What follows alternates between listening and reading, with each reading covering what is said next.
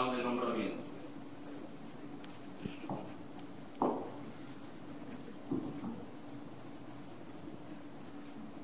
El secretario del Cuerpo de Académicos de Santa Cecilia certifica que en sesión celebrada por el Cuerpo de Académicos por unanimidad admitir en el Cuerpo de Académicos al señor don Juan Manuel Albendea Pavón, y que el presidente, haciendo suya la petición, informó a la Junta Directiva de la Academia en sesión celebrada el jueves día 17 de enero del 2013, en cuanto concurre queda aprobada, y conociendo los méritos del mismo y considerando que reúne los requisitos exigidos en el apartado A del artículo 31, capítulo 4 de los vigentes estatutos, por lo que se rige esta institución, a esa Junta Directiva elevo y propongo sea aprobado el nombramiento del señor don Juan Manuel Albendea Pavón como académico correspondiente de esta Academia de Bellas Artes de Santa Cecilia, en la ciudad del puerto de Santa María, al 17 de enero de 2013.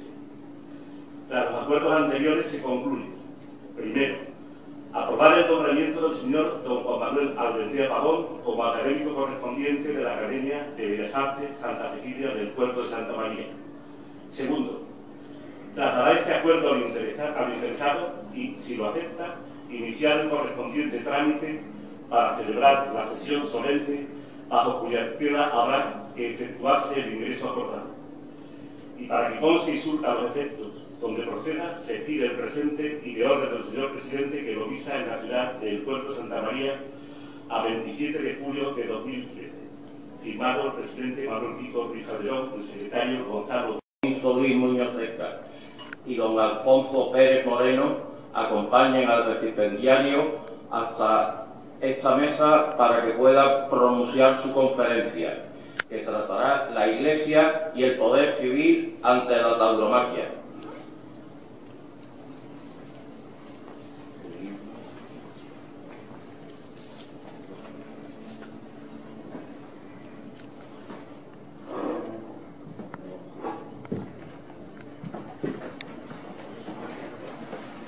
Señor alcalde del puerto de Santa María, señora alcaldesa de Cádiz, señor teniente de hermano mayor de la Real Maestranza de Caballería de Ronda, señora presidenta de la Academia de Bellas Artes de Santa Isabel de Hungría de Sevilla, señor vocal del Consejo General del Poder Judicial, compañeros del Congreso de los Diputados, señor presidente del Partido Popular de Cádiz, miembros de la Corporación Municipal, mi familia, encabezada aquí por Mariquilla, mi mujer, señoras y señores. Antes de comenzar mi discurso, quiero agradecerle muy sinceramente a José Luis Alonso de Santos que haya aceptado darme la alternativa esta tarde. Abordar el tema de la polémica sobre la fiesta de los toros en un discurso académico no es tarea fácil. Necesitaría varios días de exposición y aún me quedaría incompleta. Por eso, el conde de las Navas, en su conocida obra El espectáculo más nacional, dice que empresa tan magna, casi como la de achicar el estanque del Retiro con una concha de almeja, sería la de proponerse citar siquiera, ya que no concordar, las innumerables y cimentadas opiniones que corren impresas en libros, folletos y papeles, emitidas por los encomiadores y por los enemigos de las corridas de toros. Pontífices, reyes, reinas, grandes de España, estadistas, jurisconsultos, poetas, pintores, escultores, viajeros, periodistas y mucha gente del montón, propia y extraña, han tomado parte directa o indirectamente en tan gran polémica. Podríamos empezar hablando de lo que representa el toro en la Biblia. Podríamos imaginar, por ejemplo, cómo se libraría el rey David de la situación que describe: me han cercado numerosos novillos y poderosos toros que me han asediado.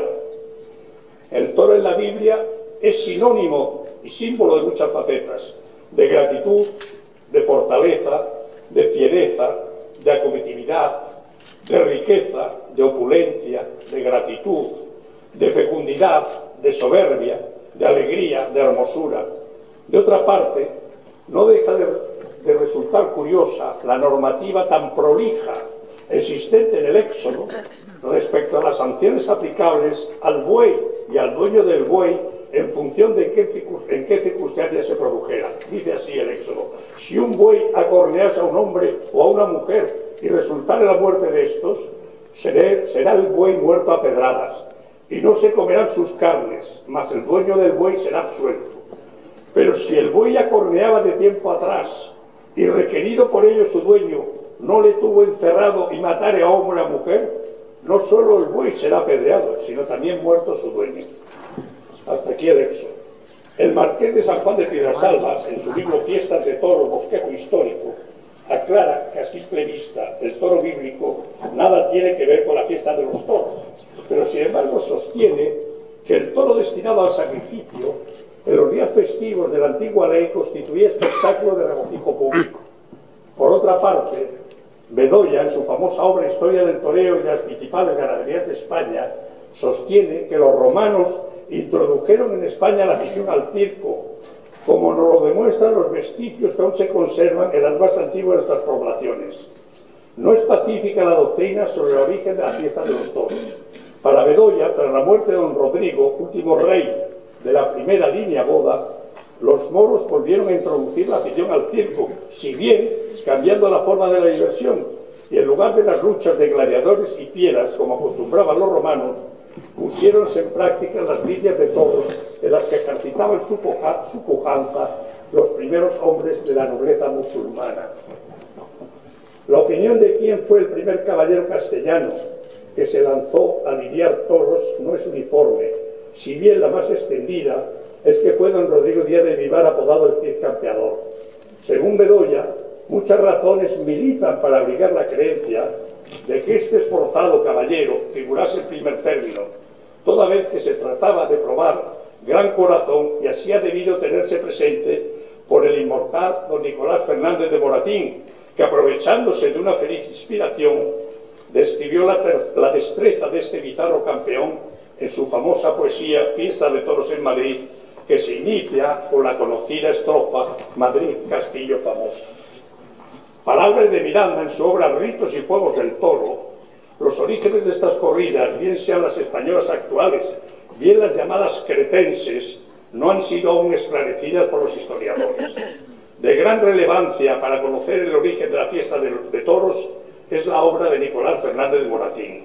Este autor refuta una opinión bastante extendida en su época, la de que la fiesta de los toros era un producto de los juegos romanos. Para este autor, la corrida española era un fenómeno autóctono y causal. Su argumento estriba en que, siendo España un país en el que siempre han existido muchos toros bravos, la costumbre de combatirlos viene desde muy antiguo. Para este autor, el origen es español, aunque aclara que los árabes españoles eran aún más apasionados de las corridas caballerescas que los mismos españoles, ya que en definitiva la costumbre de combatir los toros fue en la España cristiana una de las muchas costumbres que la superior cultura árabe contagió a los reinos cristianos.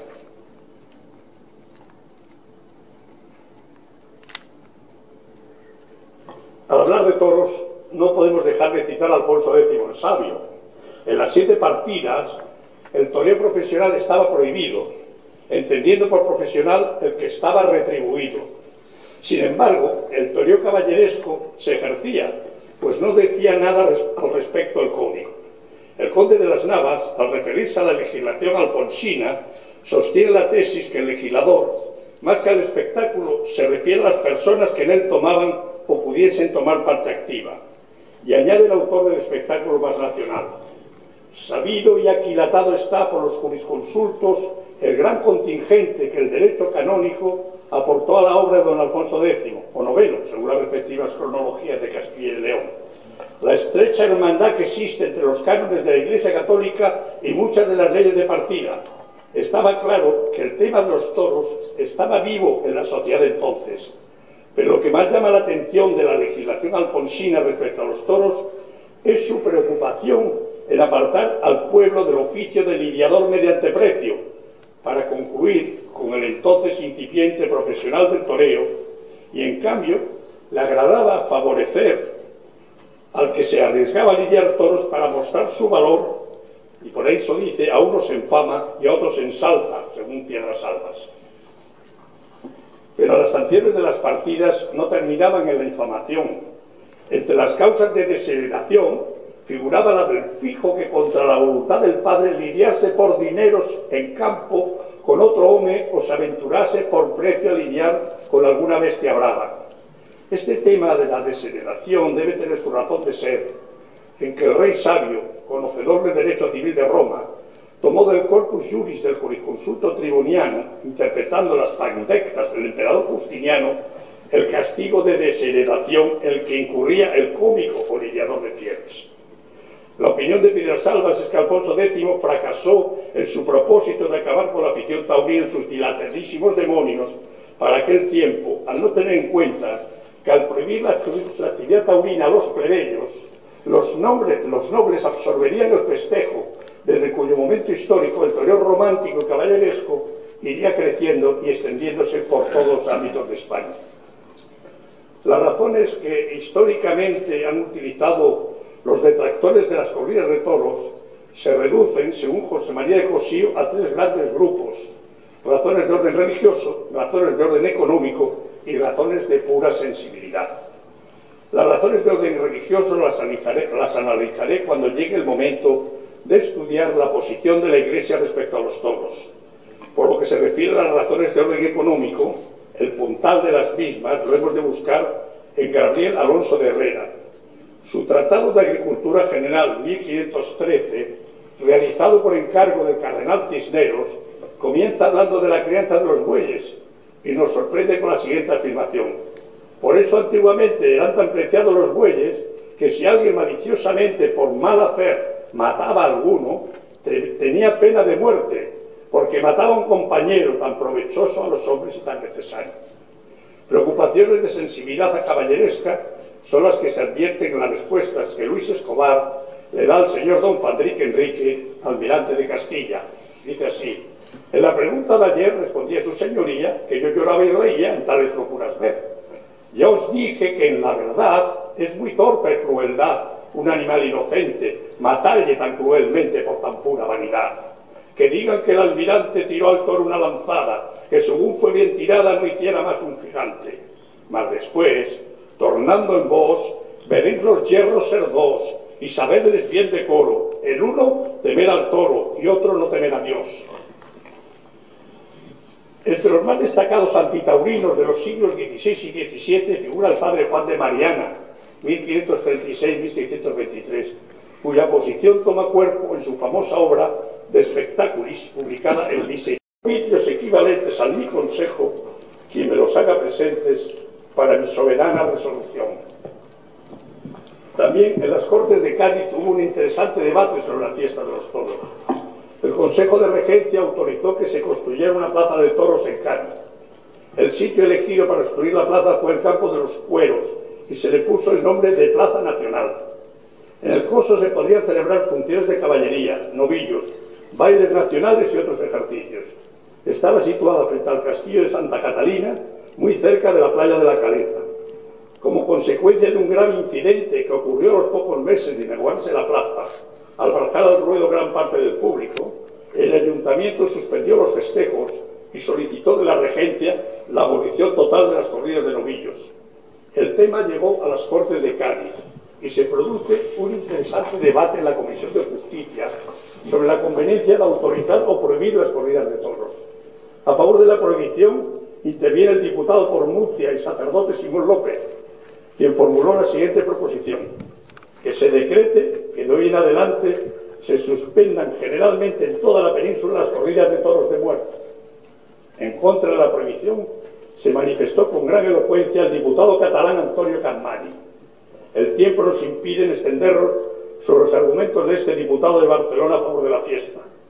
Con motivo de la muerte de Pepeillo, escribió en un diario de Madrid: este famoso y valiente estoqueador murió porque él quiso. Murió por no haberse retirado de este oficio ya desde el año anterior, cuando sus achaques, sus quebrantos y su edad de 50 años, con 32 de ejercicio de plaza, pedían de justicia su jubilación. Murió porque sobre todos estos alifaces, hallándose contuso y estropeado desde la corrida de la mañana, se empeñó en salir a la plaza por la tarde y en salir también de este mundo, pues estando cojo y medio manco, sin agilidad en sus miembros, ni tiento en sus movimientos, se presentó cuerpo a cuerpo a la furia y pujanza de un toro entero, señor toro. De este diputado por Barcelona no se nos puede olvidar la apología de las fiestas públicas de toros, publicada en 1815, en la que, entre otras cosas, dice: ¿y cómo no habían de declamar contra esta fiesta nacional aquellos mismos patricios que, por darse el título de filósofos modernos, hacen asco a todas nuestras cosas? ¿Les suena a ustedes esto ahora, en este momento? Seguimos avanzando en la historia y llegamos a José Bonaparte. Su llegada a España se celebró con festejos taurinos en la plaza de la Puerta de Alcalá, para lo cual se adquirieron 90 toros. Cuando tras la batalla de Bailén, José Bonaparte tiene que abandonar Madrid, situando su corte en Vitoria, para conmemorar la proclamación de Fernando VII como rey de España, se organizan varias corridas de toros. Y como no pudieron acudir todas las tropas a presenciar las corridas, el Ayuntamiento de Madrid organizó 6 corridas de toros más. Pero no solo en Madrid, en Andalucía también se celebraron corridas durante la Guerra de la Independencia.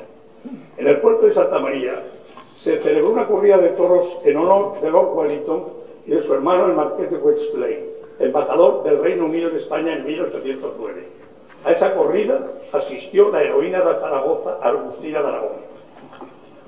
Volviendo al tema de las prohibiciones desde razones de tipo religioso o moral, puede decirse que es acaso en este campo donde la polémica es más aguda, sin duda, porque frente a preclaros detractores ha habido también no menos ilustres apologistas de la fiesta. Las razones de orden moral, invocadas sobre todo a lo largo de los siglos XV y XVI, descansan fundamentalmente en el rechazo a poner a contribución el bien de la vida gratuitamente sin causa que lo justifique. El núcleo de esta argumentación podemos encontrarla en la bula de Salute Regis de San Pío V, promulgada el 1 de noviembre de 1567, cuyos principales párrafos no nos resistimos a transcribir.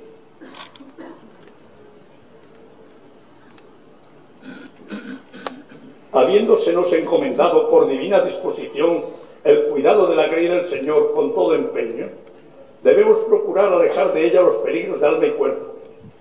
Y a este particular debemos decir que, aunque fue prohibido por el Concilio de Trento el detestable uso de los duelos, sabemos sin embargo que son todavía legión los que en muchas ciudades, en vano alarde de fuerza y audacia, en públicos y privados espectáculos, luchan incesantemente con todo, de donde se siguen muertes, mutilaciones y peligros grandes para las almas.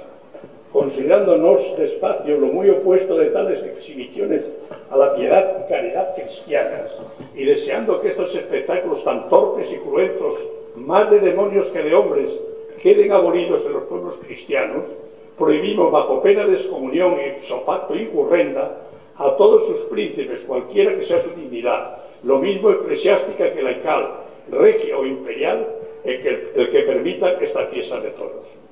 Si alguno muriera en el pozo, quede sin sepultura eclesiástica. También prohibimos a los clérigos, tanto seculares como regulares, bajo pena de excomunión, el que presencien tales espectáculos.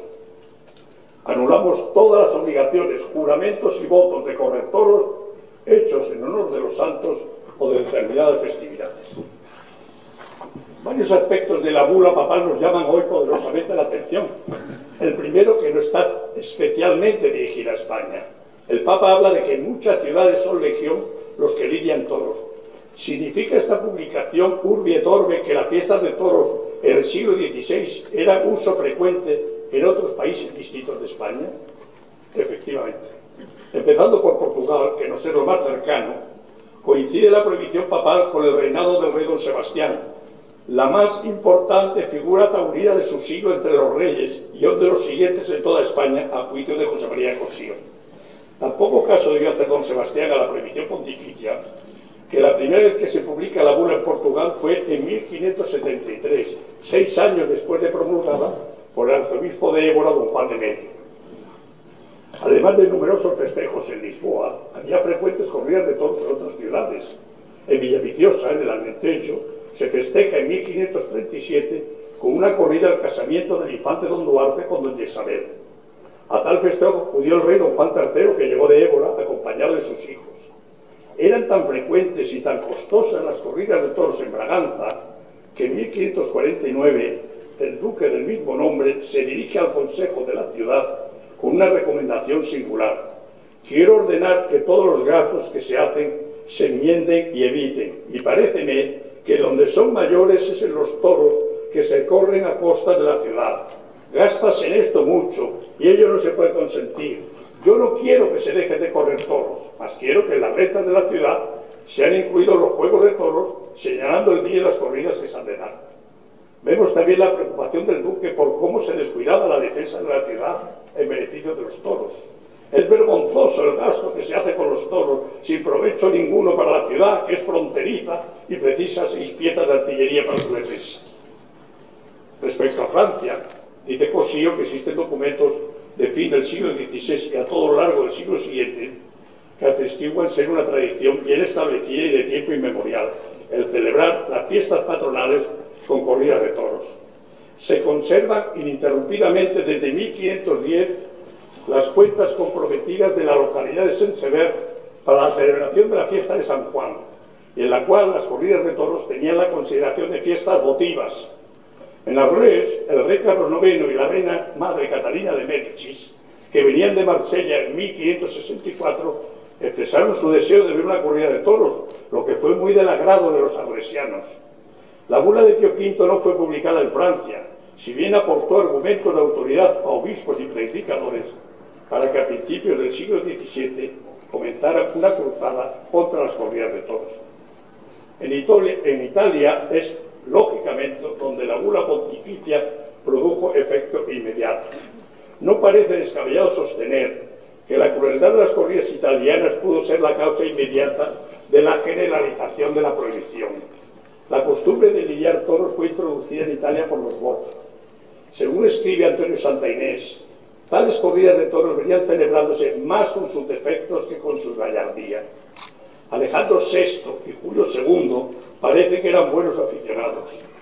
Ludovico Pastor, en su Historia de los Papas, tomo 8, nos informa que el lunes de carnaval de 1519 se celebró una gran corrida en la plaza de San Pedro, a vista de León X, en la que, por cierto, murieron 3 pobres hombres.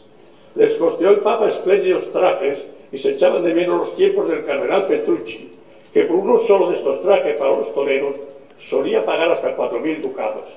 Corridas y más corridas se siguieron celebrando años sucesivos, aunque no siempre, ni mucho menos, a la manera española, sino despeñando a los toros por el testacho y esperando los jinetes armados que los despedazaban en su loca huida, con tan poco garbo como sobrada crueldad. Después de esta descripción tremenda de Pastor, ¿resultará aventurado sostener la influencia de tales prácticas en el ánimo papal a la hora de redactar alguna condenatoria? En su interesante libro Los toros ante la Iglesia y la moral, que nos ha aportado nutrida información para la realización de este trabajo. Así vemos cómo Fray Antonio de Ciudad Real, tras el relato minucioso de las maravillas y proezas que vio ejecutar en México, justifica su descripción en 1570, solo 3 años después de la publicación de la bula. Todo lo cual se refiere para gloria y honra de Dios, que tal ánimo, fuerza y destreza da a sus criaturas. El mayor opositor a la bula papal fue Fray Antonio de Córdoba, provincial franciscano de la provincia de Castilla, hombre de gran prestigio cerca de Felipe II.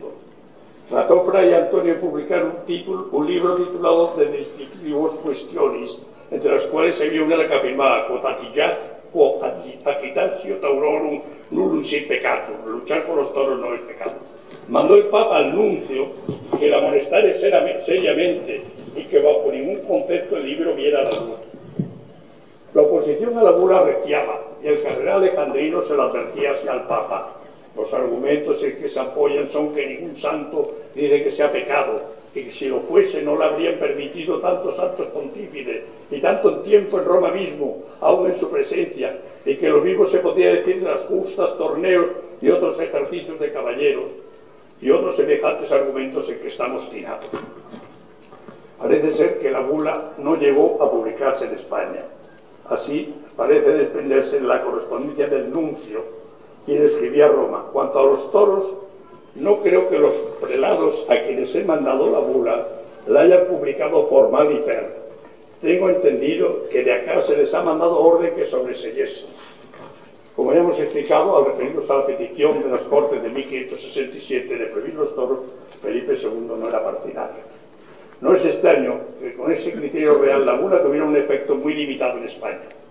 Y no cejó el rey hasta que consiguió en 1585 que el sucesor de San Pío, Gregorio XIII, expidiera el 25 de agosto la bula Exponi Nobis, en la que levantaba las censuras y penas impuestas en la absolute gregis, manteniendo la prohibición que afectaba a clérigos, tanto seculares como regulares, y prohibiendo que las corridas se tuvieran en días de fiesta y se procurara con toda diligencia evitar las desgracias.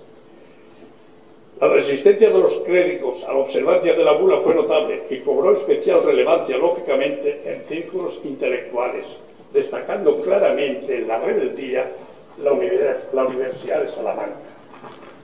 Llegaron noticias al Papa Sisto V, sucesor de Gregorio XIII, respecto a la desobediencia salmantina en un doble sentido: que los clérigos no solo presenciaban corridas, sino que muchas veces eran los promotores, y lo que era más grave, en el juicio del Papa, que los profesores enseñaban a los alumnos que era lícito a los clérigos asistir a las corridas de toros.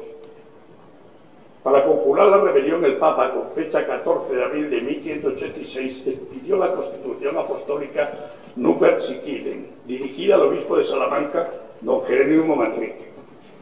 Tras el saludo protocolario y la exposición del problema, el Papa le daba al obispo, como delegado suyo, abro comillas, facultad libre y autoridad plena, tanto para que impida las dichas enseñanzas, cuanto para que prohíbas a los clérigos de tu jurisdicción la asistencia a los citados espectáculos. Asimismo, te autorizamos para que castigues a los inobedientes, de cualquiera clase y condición que fueren, con las censuras eclesiásticas y hasta con multas pecuniarias, recabando en su caso el auxilio del brazo secular, para que lo que tú ordenes sea ejecutado sin derecho de reclamación ante nos y ante nadie. La carta pastoral del obispo, reproduciendo la Constitución, provocó en Salamanca un gran escándalo. Dice el marqués de San Juan de Piedrasalbas en su hermoso libro Fiestas de Toros, Bosquejo Histórico, que ante la afición a los toros de aquellos señores, los mandatos del Papa y las exhortaciones pastorales de su obispo tenían que ser letra muerta, y para ello había que intentar la derogación de los preceptos eclesiásticos, invocando el derecho de patronato real, algo así como regalía de la corona de España, y el fuero universal no puede menos de provocarnos una beatífica sonrisa. De primer apologista de las corridas de toros puede calificarse al doctor Navarro Martín de Azpilicueta.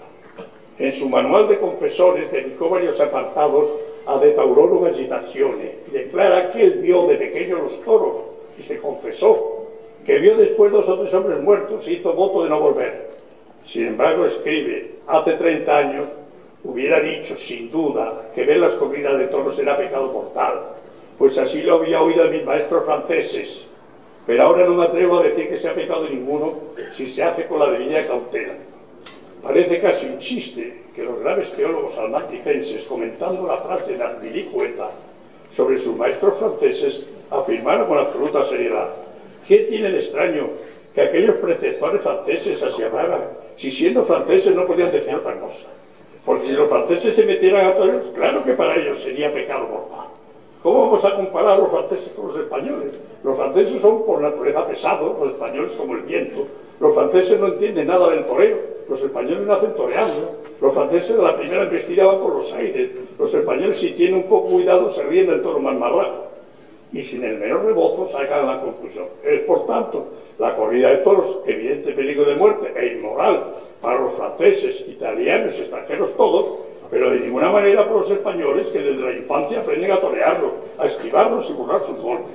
Y como no caen en la cuenta de estos los extranjeros, por eso hablan contra nuestra antiquísima costumbre y la tachan de inmoral. Y después está alegato que se quedan al presto los buenos carmelitos.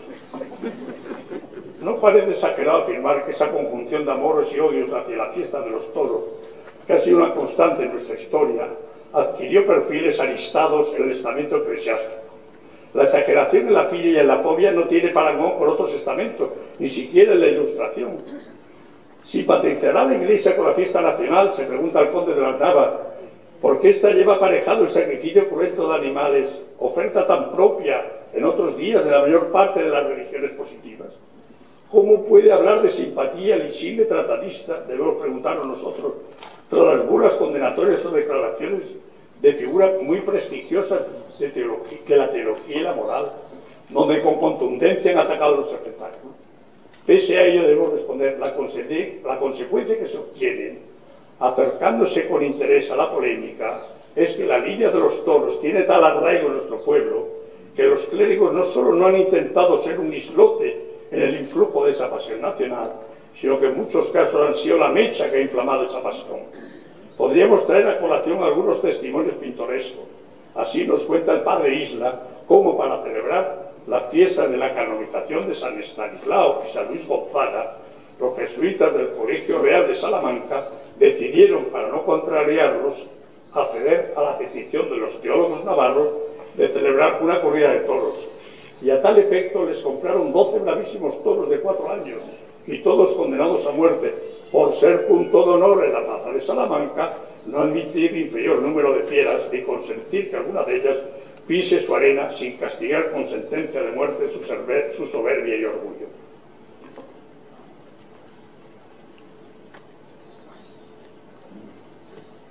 Interminable sería la relación de conmemoraciones de carácter religioso que se realizaban con corridas de toros.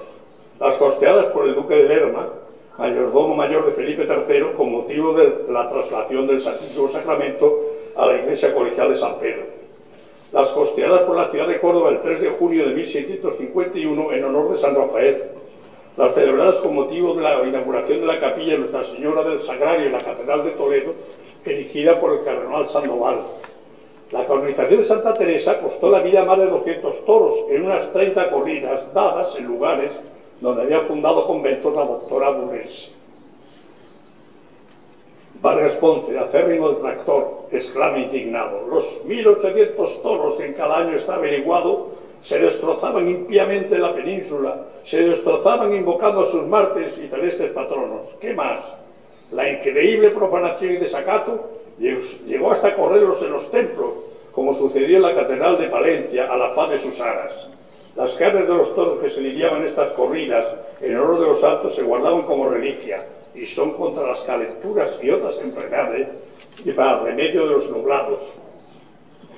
Mayor paradoja representa la celebración de varias corridas de toros, como la celebrada en Zaragoza por la canonización de Santo Tomás de Villanueva, arzobispo de Valencia, autor de la más patética condena sobre la fiesta.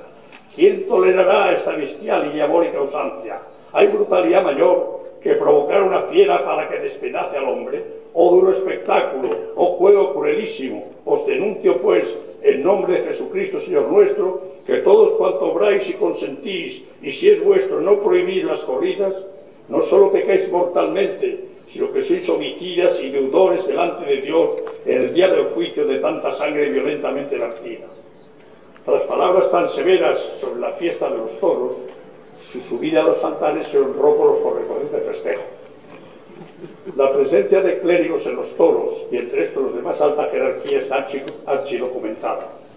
El conde de las Navas, a título meramente ejemplar, espiga de la obra de Antonio Rodríguez Villa, La corte y la monarquía de España, en 1636 y 1637, y en el archivo de la Real Casa y Patrimonio, una relación de singulares espectadores. En 1625 el cardenal Barberini vino a España delegado ad latere, que cuéntase que, habiéndolo reconocido el rey a la salida de los toros, le dijo en tono zumbón: bien disfrazado vais, señor cardenal, pero no tanto que no se os conozca. El 26 de junio de 1623 gastó el rey con el nuncio 52 libras de dulces en una corrida de toros. Académicos, señoras y señores, amigos todos, unas muy breves palabras para felicitar y dar la bienvenida hasta ya a su casa al nuevo académico Juan Manuel Albendera Pavón. Me corresponde hacer una, aunque sea mínima, semblanza de nuestro flamante nuevo académico, así que la voy a hacer. Nacido el 8 de junio de 1937, es casi mayor que yo, bueno, es mayor que yo. Yo soy el que le da la alternativa, pero él es el toreo joven, pero es un poquito mayor que yo. Nacido en Cabra, Córdoba, está casado y tiene 7 hijos. Tiene un extensísimo y destacado currículum profesional y personal del que por límite de tiempo voy a decir muy pocas cosas, porque además de ser persona muy conocida, es fácil consultar hoy día estos datos todos en internet, como he hecho yo, en cualquier buscador, vamos al buscador y está. El problema es seleccionar los miles y miles de datos que tiene, pero es muy fácil y voy a ser muy breve en eso. Actualmente alterna su residencia entre Sevilla, como saben ustedes, todos los que le conocen, Madrid y el puerto de Santa María, donde es nada más y menos vecino mío en el Ancla, el barrio más bonito del puerto, ¿verdad? Ahí nos encontramos y charlamos de vez en cuando. Conocido político español del Partido Popular y de reconocida tendencia monárquica desde su juventud, es actualmente diputado por Sevilla en el Congreso de los Diputados dentro del Grupo Popular, donde ha sido diputado, representante de los ciudadanos en las legislaturas sexta, séptima, octava y novena. De su amplísimo currículum se ha hablado aquí del licenciado en Derecho, máster en Alta Dirección de Empresas, alto ejecutivo durante muchos años en el sector financiero, autor de numerosos artículos. Bueno, como ha estado muchos años en el Congreso, ha ocupado muchos cargos, ha sido vicepresidente de la Comisión de Justicia, vocal de la Comisión de Economía y de Hacienda, portavoz de la Comisión de Administraciones Públicas, actualmente presidente de la Comisión de Cultura. Hemos dejado para el final la faceta que ustedes saben de él y por la que flamante nuevo académico es tal vez más conocido por todos, la de gran experto y crítico taurino, que además tiene mucho que ver con las palabras que ustedes acaban de escuchar. Por su afición y contribución durante toda su vida al mundo de los toros. Cuando se va a internet y se pone su nombre, está lleno de datos a ese respecto, que desde niño sintió pasión por las corridas de toros, que creó unas tertulias, y luego en Sevilla fue de los fundadores de la Fundación de Estudios Taurinos, que presidió en su momento, etcétera, etcétera. Actualmente pertenece a su patronato y al Consejo de Redacción de la Revista de Estudios Taurinos. Hace más de 30 años empezó a desempeñar la crítica taurina en el Correo de Andalucía. Cuando hablamos de años, 30 años, 20 años, son muchos años, ¿no? Pues 30 años escribiendo en el Correo de Andalucía, posteriormente en el diario El País, como articulista de temas taurinos, ha colaborado en ABC, Diario 16, El Mundo, en revistas como La Fiesta Española, etc. Unas veces con su propio nombre y otras, como saben ustedes, con el seudónimo que ha estado muchos años, sobre todo como crítico, de Gonzalo Argot. Como diputado de Cortes ha llevado a cabo constantemente iniciativas populares, sobre todo en defensa de la fiesta de los toros, de su difusión, de la eterna pelea con Televisión Española y con otros grupos en el Congreso que no han sido tan favoritos a la fiesta y tan favorables.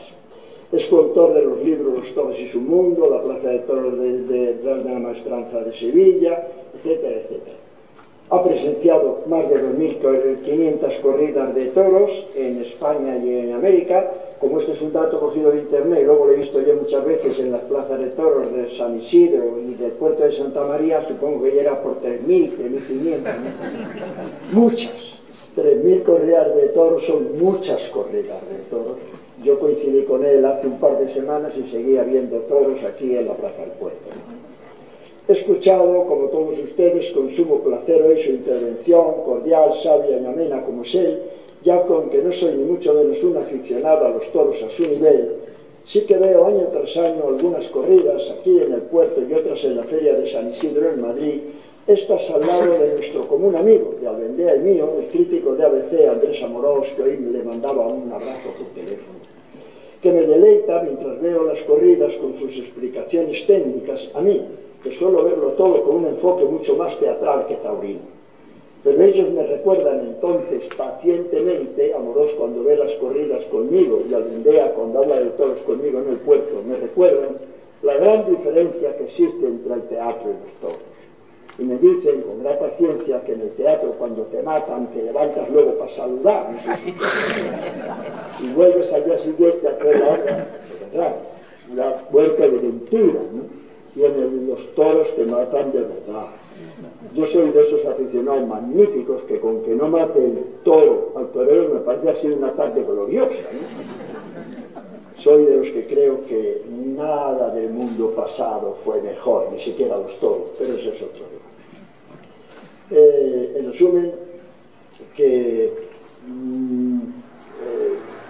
ellos me han aficionado un poco y que yo creo que los toros, todo lo que ha dicho él, pero además de eso es el gran ritual de la vida y la muerte, casi nada, ¿no? De eso vamos a hablar ahora en una pequeña guinda que hay para este acto de la vida y la muerte.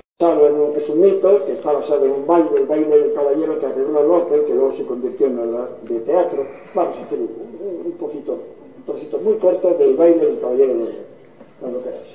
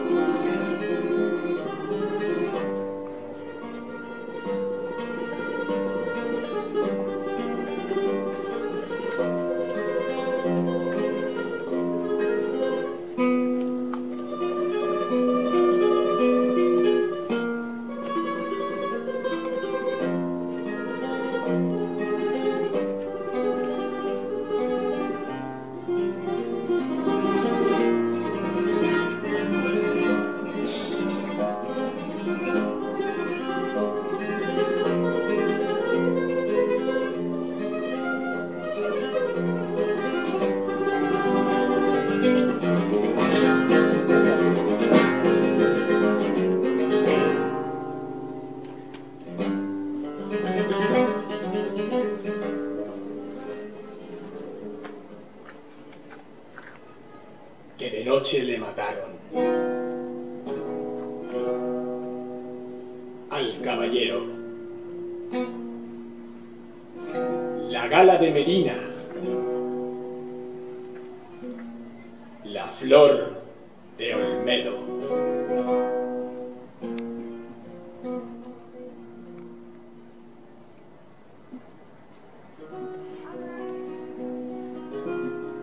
Un caballero de Olmedo, bizarro, vino a las fiestas que en la Santa Cruz de Mayo en Medina se celebran. Entra galán en la plaza en un caballo que apenas las patas pone en el suelo con saltos y con corvetas. Mírelas con sus paseos, dando a la envidia 1000 lenguas, y en un balcón ve a su dama, que al sol quita la luz bella. Gentilmente la saluda, y el caballo el suelo besa, que por instinto conoce que hace el dueño reverencia. En esto el vulgo da voces y un negro torillo suelta, y él, empuñando el rejón con gallardía le espera. El toro suelto y feroz, con pasmosa ligereza sigue a un hombre, y de la plaza le gritan y le vocean. El caballero de Olmedo al momento echa pie a tierra, toma la espada en la mano y, acometiendo a la fiera con un tajo y un revés, en su sangre el suelo riega. 6 toros habían corrido de casta brava y soberbia, cuando a los juegos de cañas los caballeros se aprestan. ¡Aparta, aparta, aparta! ¡Afuera, afuera, afuera! Que don Alonso, el de Olmedo, con su cuadrilla ahora entra.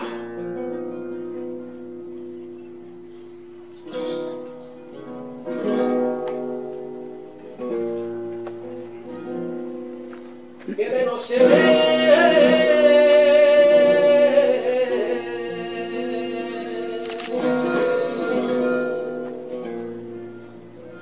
que de no se ve, mataron y al caballero.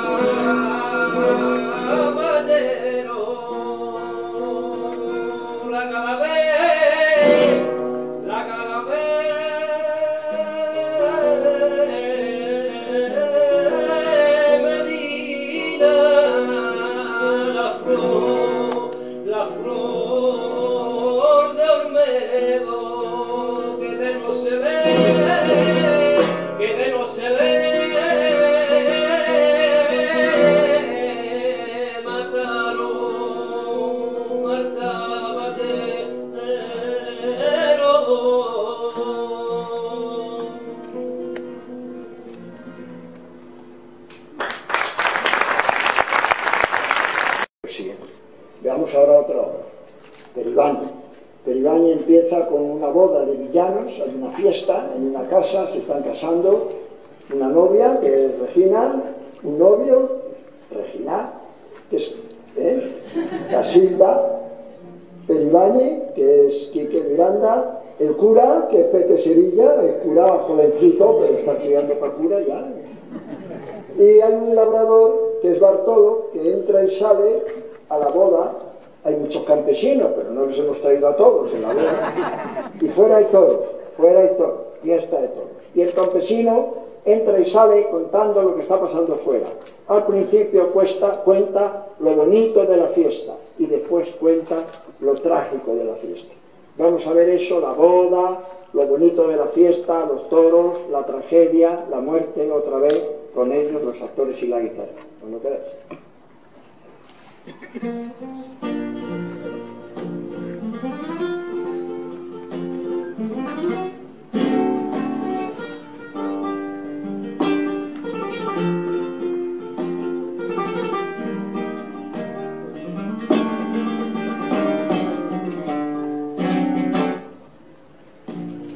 ¿Qué es aquello? ¿No lo veis en los gritos y en el ruido? ¿Más que el novillo han traído? Como un novillo, y aún 3. Pero el tiznado que ahora traen del campo, voto al sol que tiene brío español, no se ha encintado en una hora. 2 vueltas ha dado a Blas, y a ningún italiano se ha visto andar tan liviano por la maroma, jamás. A la yegua de Antón Gil, del verde recién sacado, con la panza desgarrada se le mira el perejil. No es de burla que a Tomás, quitándole los calzones, no ha quedado en opiniones, aunque no barbe jamás. Y nuestro comendador, señor de Ocaña y su tierra, bizarro a picarle cierra, más gallardo que un azor. Juro a mí, si no estuviera encintado el novillo. ¿Aquí no podrá entrar? Puede, sí. Pues Pedro, de esa manera allá me subo al terrado. Dígale alguna oración, que ya ve que no es razón irse, señor licenciado. Pues oración, ¿a qué fin? ¿A qué fin? ¿De resistillo? Engañaste, que hay novillo que no entiende bien latín. ¿Tú quieres que intente un lance? Ay, no, mi bien. Es terrible. Aunque más terrible sea, de los cuernos le asiré, y en tierra con él daré, porque mi valor se ve. No conviene a tu decoro el día que te has casado, ni que un recién desposado se ponga en cuernos de un toro. Si refranes considero, 2 me dan gran pesadumbre, que a la cárcel ya un por lumbre, y de cuernos ya un tintero.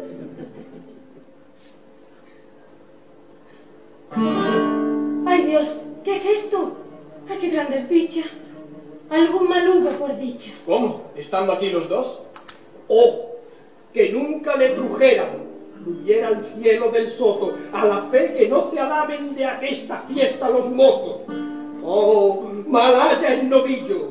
Nunca en el abril lluvioso halles hierba en verde prado más que si fuera en agosto. Siempre te venza el contrario cuando estuvieres celoso, y por los bosques bramando halles seco los arroyos. Mueras en manos del vulgo a pura garrocha, en cozo no te mate un caballero con lanza o cuchillo de oro. Mal lacayo por detrás con el acero mozo, te hagas tentar por fuerza y manchar en sangre el polvo. Repórtate ya si quieres. Dinos lo que es, Bartol. Que no maldijera más Zamora a Bellido Dolfos. El comendador de Ocaña, nuestro señor generoso, en un vallo que cubrían moscas negras pecho y lomo, mostrando por un bozal de plata el rostro fogoso y lavando en blanda espuma un tafetán verde y rojo, pasaba la calle acaso y viendo correr al toro, caló la gorra y sacó de la capa el brazo airoso. Vibró la vara y las piernas puso al vallo que era un corzo, y al batir los acicates, volviendo el vulgo loco, trabó la soga al caballo y cayó en medio de todos. grande fue la caída, que es el peligro forzoso. Pero, ¿qué os cuento? Si aquí lo trae ya la gente en hombros.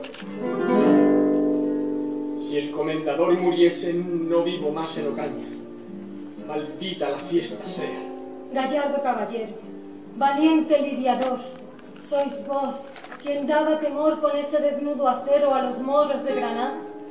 ¿Sois vos quien tantos mató? Un toro aquí derribó a quien no pudo una espada.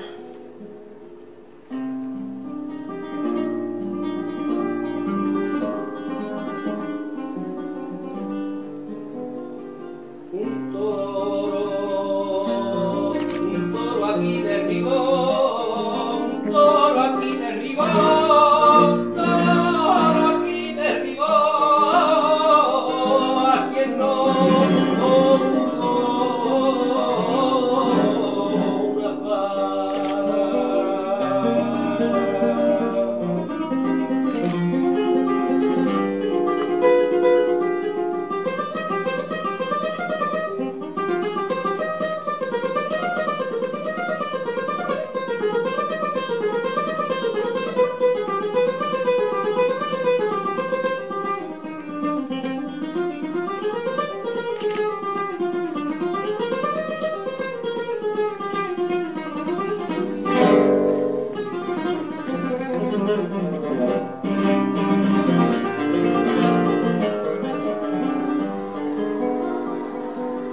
Un toro aquí derribó a quien no